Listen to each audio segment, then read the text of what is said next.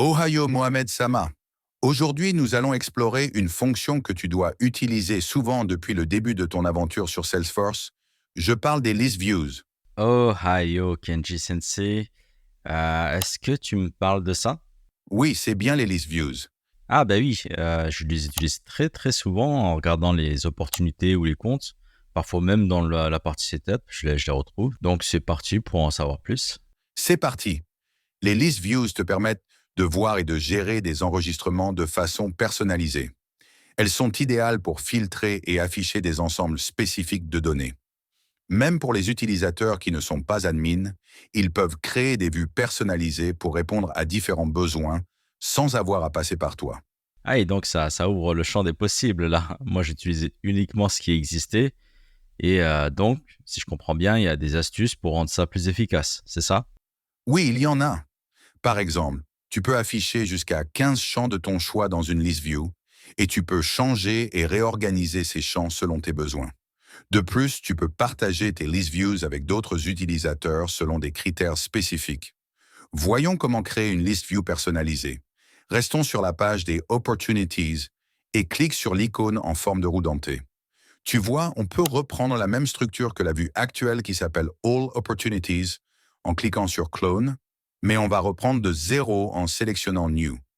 Donne un nom à ta list view, par exemple Opportunities created this month. Ok, je vois une option pour partager ma liste view juste ici. Oui, mais tu peux aussi choisir avec qui la partager. Tu as Only I can see this list view pour la garder privée.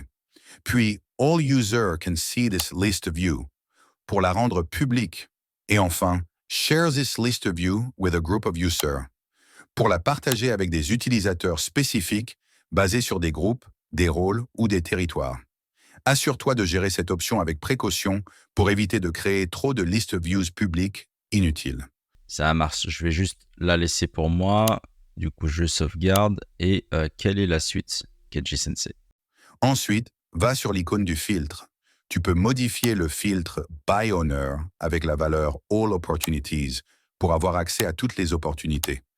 Ensuite, clique sur Add Filter pour n'afficher que les opportunités créées ce mois-ci en utilisant le champ Created Date. Et entre la valeur This Month, petite parenthèse, tu utiliseras souvent des valeurs dites relatives. Ça évite d'entrer une date fixe et cela permet d'avoir une vue dynamique. Ah ben ça, c'est bon à savoir. Par contre, je vais quand même vérifier le record qu'on a sous les yeux. Et ça a été créé par Goku au mois d'août, comme on le voulait. Et juste une question, c'est possible d'avoir les champs que je veux, que je souhaite, directement dans ma liste vue. Comme ça évite de rentrer dans le record, de vérifier, etc.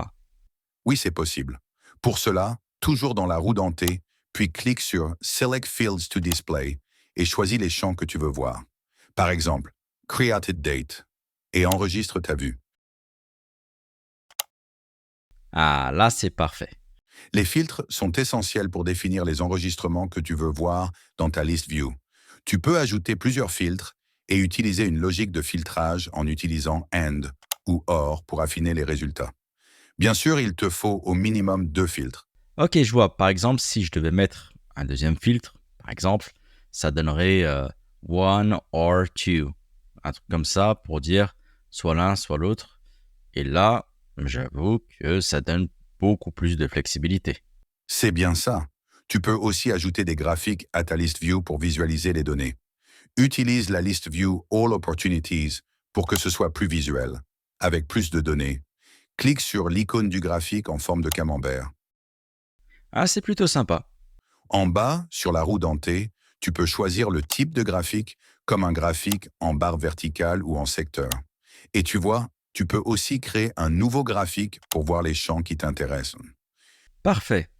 Et dis-moi, petite question, est-ce que la barre de recherche qu'on voit juste ici, est-ce qu'elle est juste dédiée uniquement à ma liste view? Oui, cela recherche dans les premiers 2000 enregistrements et dans tous les champs recherchables de l'objet, à quelques exceptions près, comme le nom du propriétaire, le montant ou la close date. Ah, ok, c'est bon à savoir pour cette limitation. Et autre chose utile pour les commerciaux, C'est le gain de temps en éditant directement les enregistrements depuis la liste View sans avoir à naviguer vers chaque enregistrement individuellement. C'est l'édition inline. Sélectionne les enregistrements que tu veux éditer et modifie-les en une seule fois.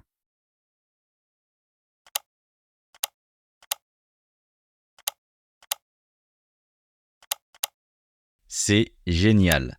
Mais pourquoi je ne peux pas modifier certains champs comme le montant? Certains champs comme Amount sont verrouillés pour l'édition inline pour des raisons de sécurité et de cohérence des données. D'accord. À côté du nom de la liste View, tu peux épingler ta vue pour l'avoir par défaut à chaque fois que tu navigues vers cet onglet. Ok, ça marche. Parfait. Voici quelques points à garder en tête lors de l'utilisation des list views. Tu ne pourras sélectionner que 200 enregistrements à la fois dans une list view pour appliquer des actions de masse. Mais on découvrira d'autres méthodes quand on commencera le chapitre des données. Bien sûr, après notre parcours sur la visibilité des données, si un utilisateur n'a pas accès à un champ ou à un enregistrement, il ne pourra pas le voir dans la list view. Et enfin, certaines list views peuvent afficher des données mises en cache, donc pour obtenir les données les plus récentes, il faut rafraîchir la page régulièrement. Ce ne sont que quelques points, mais il en existe d'autres que tu peux voir dans le Help.